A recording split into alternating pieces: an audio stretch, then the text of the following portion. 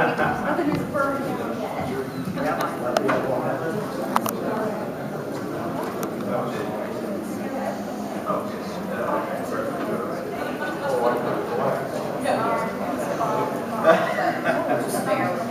All right, everyone.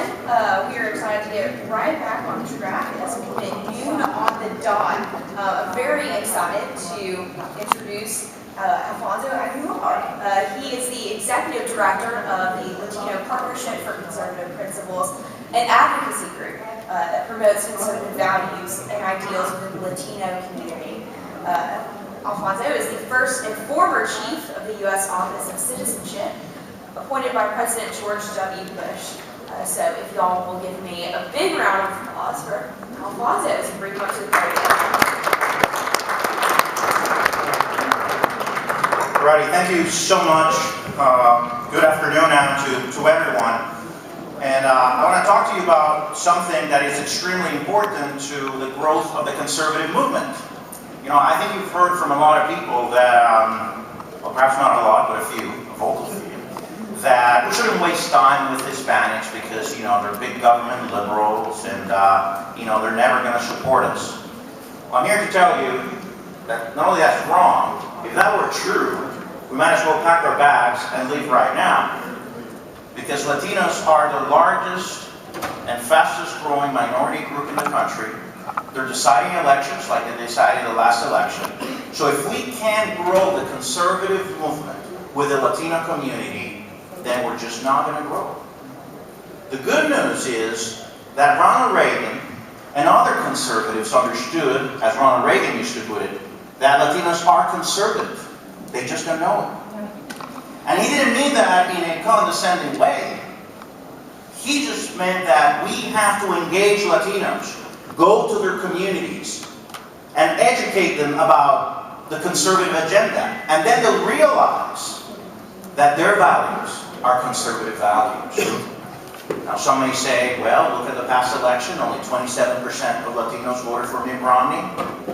Well, for the past 6 years, we've been using a very ugly rhetoric, specifically on immigration, that has, frankly, antagonized Latinos. Only 8 years ago, George W. Bush got 44% of the Latino vote. In a state like Florida, only 8 years ago, we got 55% of the Latino vote. So for those naysayers who say, oh, don't address immigration, don't think about winning over the Latino vote, I say they're wrong. Conservative, and the other important thing to understand is that we don't have to win the majority of the Latino vote. Generally, we have to get at least 40% of the Latino vote nationally. The Latino community today is not the same as the Latino community of 30 years ago. 40% of them are foreign-born.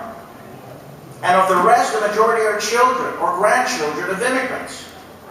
They're more in tune with the social conservative culture of their home countries.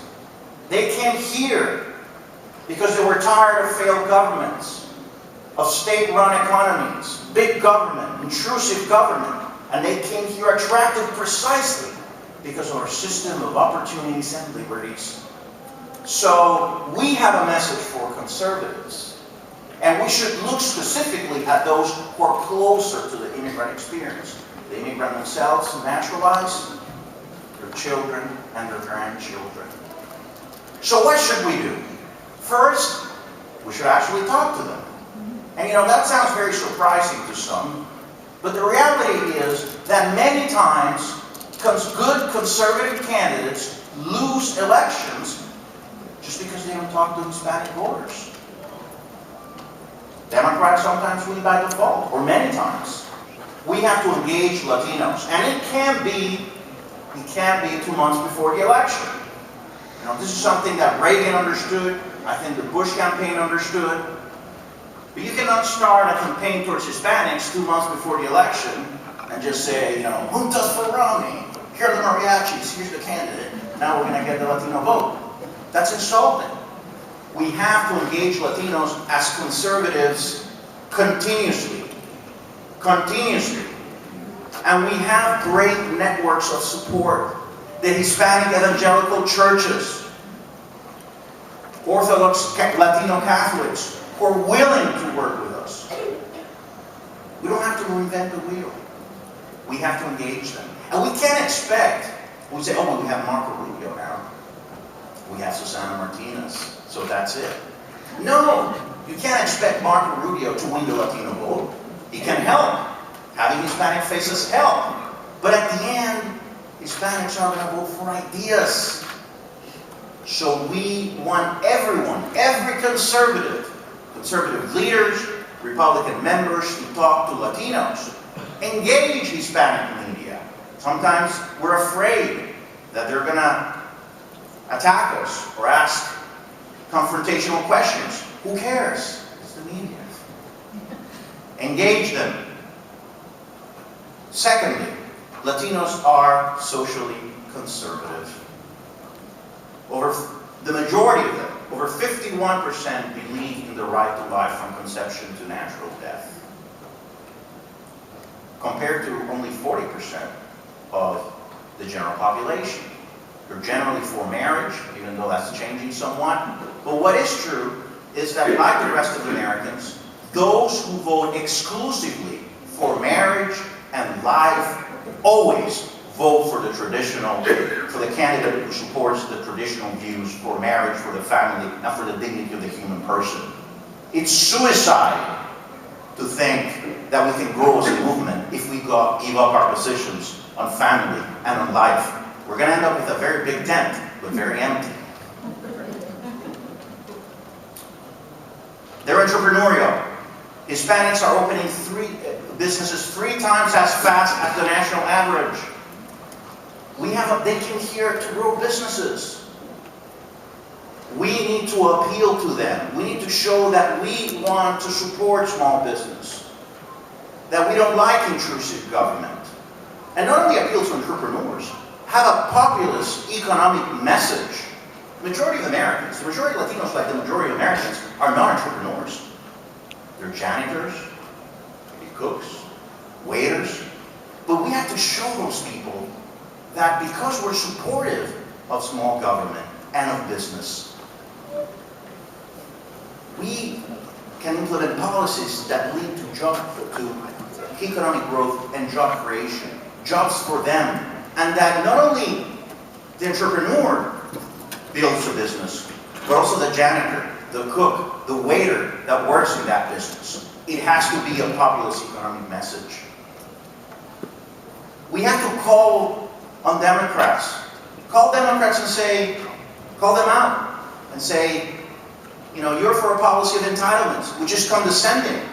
You're telling Latinos who come here that the only way to advance in America is not through hard work and individual responsibility, but through entitlements. And that is very condescending, because that's what Latinos, especially Latin American immigrants, left behind. They don't want to be told now that you have to depend on the government. They came here so they wouldn't have to depend on the government. And finally, immigration. Immigration is not the most important issue for Latinos, but it's a gateway issue. If we don't get this issue right, they just tune us off. And we may have a great economic message. We may have great positions of life and marriage. But if we don't get the immigration issue right, they're just not going to listen to us.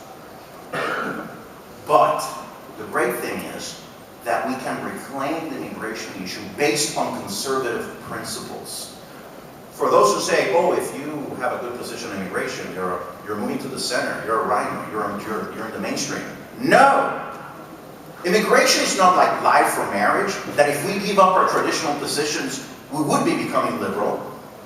Because we're conservative, we should reclaim immigration and go back to the principles that Ronald Reagan defended. The free market. Why do we have an undocumented community?